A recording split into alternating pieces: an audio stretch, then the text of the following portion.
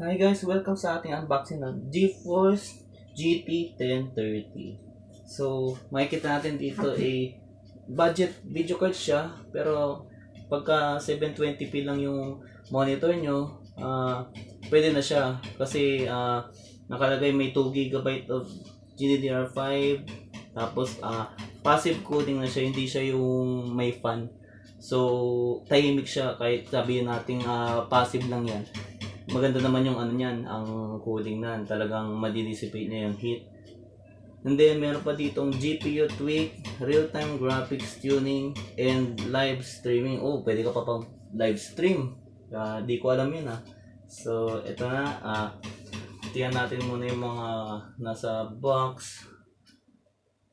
So, may key features, NVIDIA Pascal, NVIDIA GameWorks GeForce Experience, Game Ready Drivers, NVIDIA GPU Boost 3.0, Microsoft DirectX 12, Vulkan API, OpenGL 4.5 support, display connectors, HDMI 2.0, SL DVI, tapos HDCP 2.2. So, yan, nakalagay 0 decibel cooling. So, wala siyang ingay. So, perfect for building and hash HTPC. Also, ang HTPC kasi ibig sabihin is home theater PC. So, pwede mo siyang ilagay sa mga sabihin natin yung case na micro ATX lang, yung maliit lang kasi low profile siya. And then Auto Extreme technology with Super Alloy Power 2. So, maganda rin yung materials niya. 100% automated production process for premium quality and reliability. And Asus GPU Tweak 2 Utility, Tweak till your heart's content. Wow, heart's content talaga. Talagang may puso ang Asus.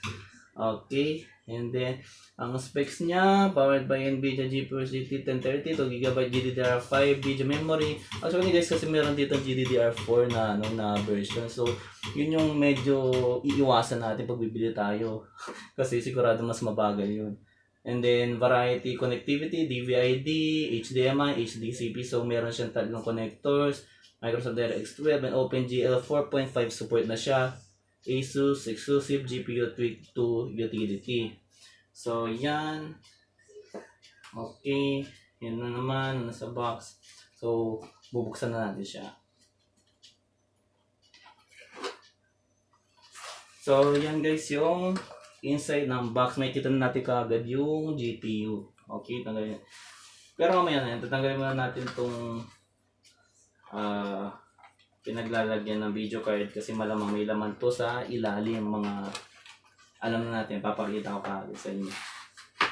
So, yan siya. So, lalabas natin. And then, iyan ko sa inyo, discuss na sa inyo, lagay muna natin dito. So, ito siya. Meron siyang speed setup. So, manual to for sure. So, yun yung tawag nila. And then, meron siyang CD. So, GPU Tweak 2. Ito yung siguro yung sinasabi nila ng software kanina dun sa box. Okay. Siguro may drivers na rin dito. Pero mas maganda ko i-download nyo pa rin drivers sa website. Sorry. And then, meron siyang ganito yung maliit na maliit na parang bracket. Pang HTPC talaga dahil sobrang maiksi siya. Malaki pa yung isang dangkal, kalahating dangkal siya. So, kasya to sa maliliit na case. Tulad ng yung mga Dell na mga parang second hand, diba yung mga nakikita natin na maninibis lang, kasya doon. So, yun siya. So, yan ang iba. Meron din siya naka-indicate na 3-year warranty. So, dyan na siya. So, labas natin yung mismong video card.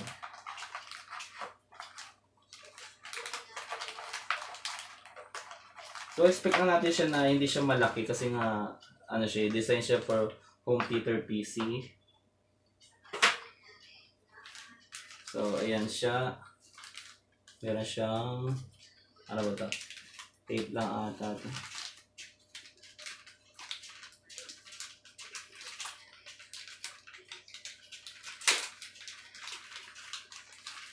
So, ayan. Ito na siya guys. Oops. Oh, medyo ano rin Oops. Medyo mabigat din. So, yan siya. Ito yung GT 1030 natin. So, nakikita nyo, di ba, wala siyang fan, ano lang siya, passive cooling lang siya. So, effective to kasi meron ako man nakikita sa review na hindi na kailangan daw talaga ng fan for this kind of card na hindi naman siya malakas kumain ng kuryente. Dahil kasi pag mas mataas ang power, mas mainit. So, ito, nasa merely 30 watts lang pag naka-idle. Alam ko sa idle yun eh. So, ito, hindi na kailangan talaga ng fan. So, mas recommend ko na ito na yung kunin nyo. And then, makita nyo, meron siyang HDMI port at saka DVI. So, wala siyang VGA. Pagka mag-VGA, kailangan pa magkaroon, bumili ka ng converter. So, yun. Yan na siya, guys. Yung ano niya, cooler niya, passive. So, this GT 1030. Okay, guys.